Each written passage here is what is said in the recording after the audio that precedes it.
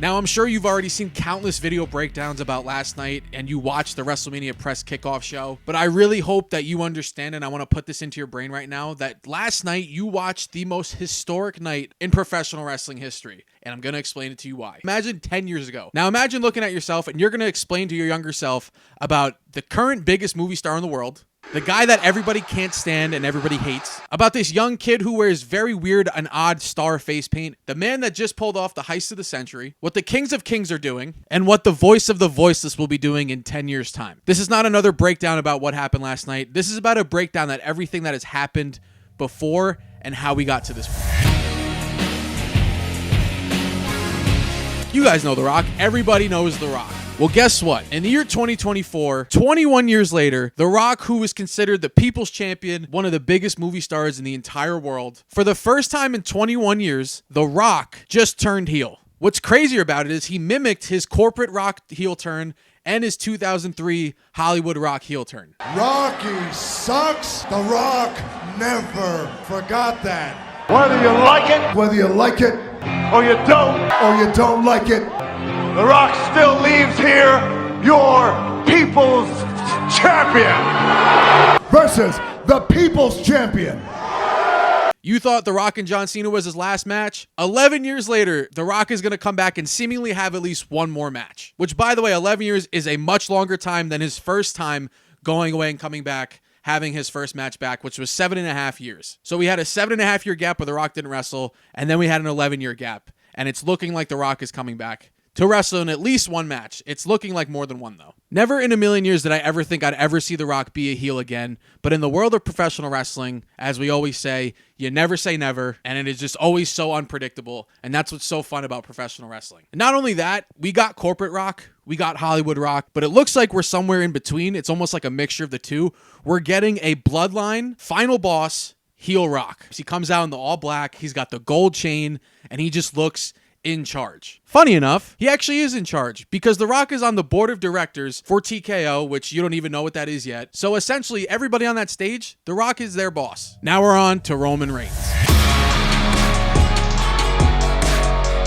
You guys remember Roman Reigns, the guy everybody's sick of, the guy everybody was booing for so long because they were just so sick and tired of him being pushed down our throats. The same guy who The Rock couldn't even get over. You know, arguably the third Shield member. Yeah, he's the top guy in the company, not because he was forced that way, but because people actually want him there. People are actually cheering for him now as a bad guy after years and years of saying the most ridiculous things like suffer and succotash. He got new teeth. He stopped wearing contacts. He finally grew out his beard, something that I can't do, which I'm so jealous of. And he looks so much better. He talks so much better. Oh yeah, by the way, he's a Paul Heyman guy now too. And he started this new faction called the Bloodline, which arguably is the greatest faction in professional wrestling. Arguably.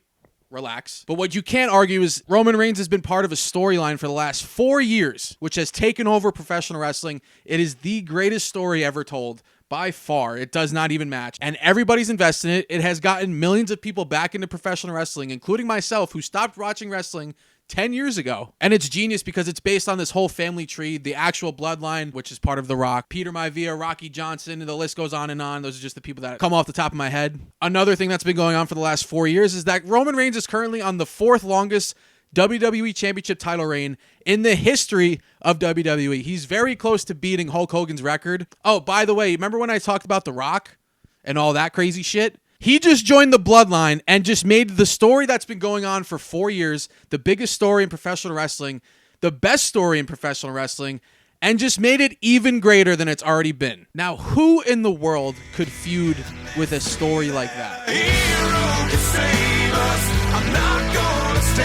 You remember Dusty's son, or Goldust's brother, that weird guy. Remember when they teamed up and they became Stardust and Goldust and just like were the Dust brothers? Face painted, doing weird things and just weird stuff. What the fuck was that, by the way? Yes, you remember that, Cody. Yeah, Cody Rhodes is the biggest babyface in professional wrestling right now. He's also one of the biggest stars in the industry, so if Roman Reigns is 1A, Cody Rhodes is 1B. Imagine hearing that 10 years ago. And I know right now Cody Rhodes isn't the best, but don't worry, he's going to get fired from the WWE, which would be really sad in the grand scheme of things when you think about the history of Dusty Rhodes and all that.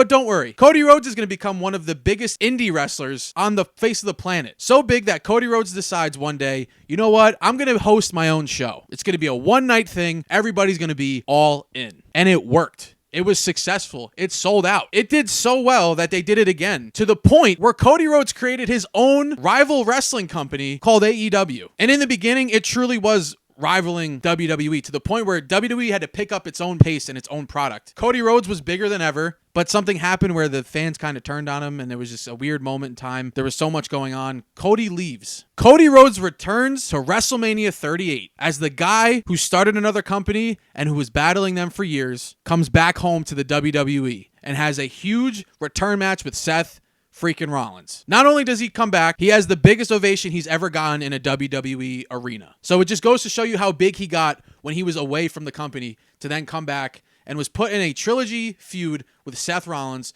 which was an amazing feud. Unfortunately, Cody Rhodes gets injured. He tears his pec, and he's out for months. But not before wrestling in one of the craziest Hell in a Cell matches of all time. Not because of what happened, but because of the circumstances. Cody Rhodes wrestles a full match with a torn pec, and then wins, goes away because he has to rehab, comes back, wins the Royal Rumble, feuds with Roman Reigns, and at the time was probably the peak of the Bloodline story, and he loses at WrestleMania 39. But then he has a feud with Brock Lesnar. He has a whole redemption story leading up to this year's WrestleMania to finally come back at the Rumble and win it back-to-back for the first time since Stone Cold Steve Austin. And it's culminated in one of the best 2-year runs of all time, in my opinion, to where people are so invested in it and so invested in his story that The Rock comes back to set up the biggest match of all time, and people don't want to see it.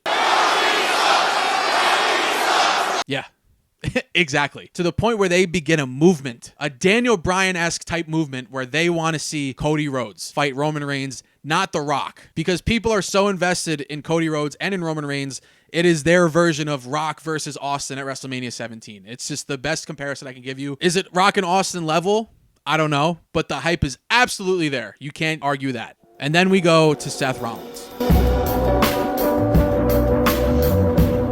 Compared to some of these guys, Seth's story's not that crazy in the grand scheme of things. Seth is easily the most consistent guy on this stage, but it also is crazy that Roman and Seth have so much history with the Shield, and at the time, Roman wasn't up to Seth's level, he wasn't up to Dean's level. You had the heist of the century, where Seth made history, cashing in his Money in the Bank contract at WrestleMania, and stealing that title from Roman Reigns and Brock Lesnar. Seth has been one of the top guys in the industry consistently, bar none, by far. But the feuds that him and Roman had, and have had in the past, they're still feuding to this day. They've gone through some amazing times together, and their beef on and off has always been fun to watch because they've been rivals just for so long. So it's always just interesting to see. But what's more interesting is seeing Seth side with a guy in Cody Rhodes who they had a big feud with in the past. And they've openly said on interviews, whether it's true or not, but they've openly said that they aren't the biggest fans of each other. It's not that they hate each other, but they don't necessarily like each other either. So to see Seth Rollins come to Cody's aid in all of this was cool to see, and it was kind of wild to see at the same time, knowing that they don't mesh well together. So to see him come to his aid and then get in The Rock's face and basically tell him, just because they're on the board doesn't mean you can do whatever the fuck you want. To the point where people are like, whoa, what's going on here? But that's not the craziest one. This might be the craziest one.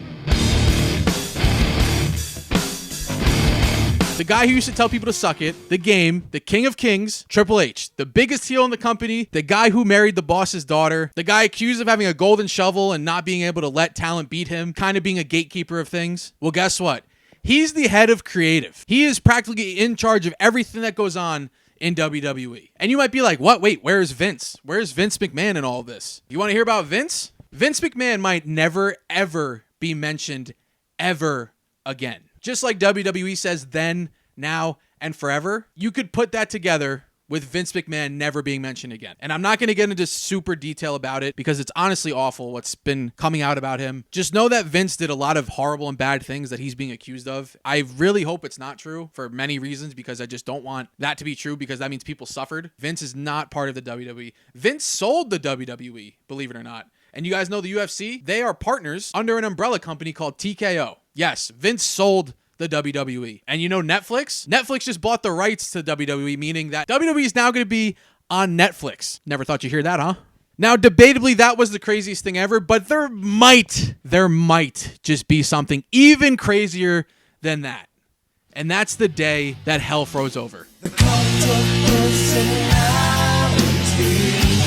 All of this is happening on a stage with The Rock, Roman Reigns, Triple H, Cody Rhodes, and Seth Rollins, but there's one more thing that you might not be able to believe. Some 20 feet away is a guy that nobody ever thought would be back in the WWE. And there's a guy sitting back there at a commentary table named CM Punk. The voice of the voiceless, the man who walked out of WWE after being incredibly frustrated for a lot of valid reasons. Some not, but some very, very valid. A man who was very adamant and outspoken about him leaving the company and him never, ever coming back, never forgiving them. I think it was in Cleveland that you were last with that company. I don't remember due to staph infections and concussions. And Do you think there's ever a chance we'll see you back in a squared circle? No. Never? No. A guy who was gone. Not heard from again in terms of professional wrestling. And remember that company I said, AEW? Yeah. After 7 years of CM Punk being gone, CM Punk would then debut in AEW, the same company that Cody was running. So without AEW, without Cody Rhodes, we might never ever see CM Punk back in a professional wrestling ring. And some things happened that made CM Punk leave. I'm not going to get super into it.